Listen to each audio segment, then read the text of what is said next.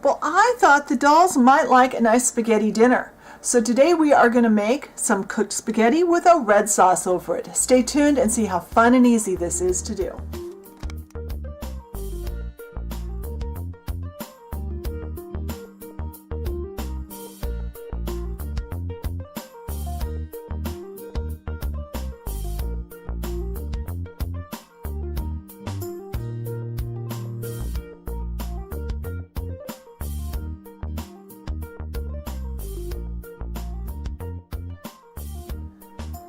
Alright, to make the dolls a plate of spaghetti, we're going to start by making our cooked spaghetti. And to do that, we need some kind of creamy colored, very soft clay. You can see this is really soft. You don't want it completely white, just kind of an off-white cream color. Any brand will do as long as it's really soft and really well conditioned. We also need this tool. This is called a clay extruder. Mine is made by Walnut Hollow. It actually used to have a black sleeve here, but I don't like the black sleeve when I'm trying to work. It kind of moves around and doesn't work well that way. So we are going to put our clay inside of our extruder. We don't want to put very much at a time. And then the extruder comes with various plates. And we're going to use, we are going to use this one. It's got lots of little holes. Those little holes will make spaghetti for us, for the dolls. Turn the handle. When you're looking for a clay extruder, get one like this that has a handle that cranks, not the kind that plunges. The plunger type is very difficult to use. You just keep pushing, keep cranking and cranking. And you will get a pile of spaghetti. I like to kind of move those ends around. So I'm going to make up the rest of this into piles of spaghetti just like that. Then I'm going to bake them at about 250 for about 10 minutes. And when that's baked and cooled, I'll come back and we'll move on to the next step. Alright, so our spaghetti piles are baked and I've got them sitting on a ceramic tile. I actually baked these on a tile. Now we're going to put the red sauce on them. And to start with, we're going to use, I use Ceramicoat's tomato spice color. I find that to be the best color when I'm trying to make what looks like a tomato-based sauce. And I'm hoping that my son's not being too loud in the background. He's on Skype with his friend, and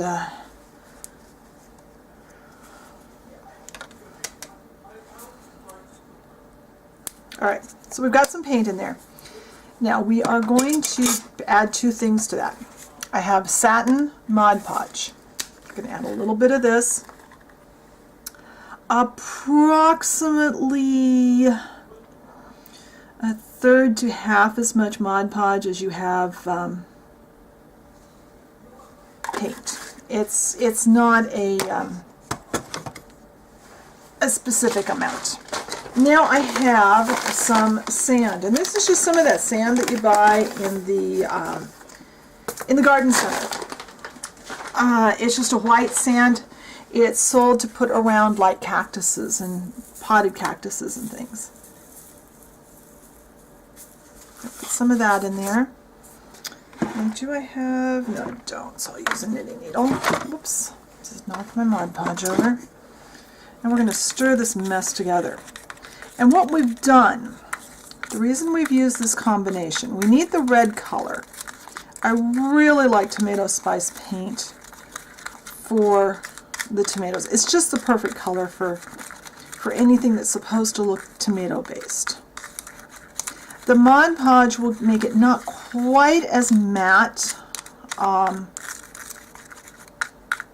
It's still not shiny, but it's not as matte.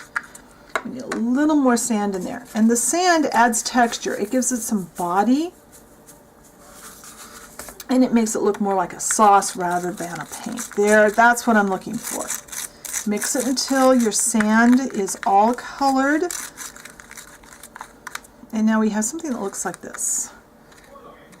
And now we are just going to pour my, yeah, I'm still under camera.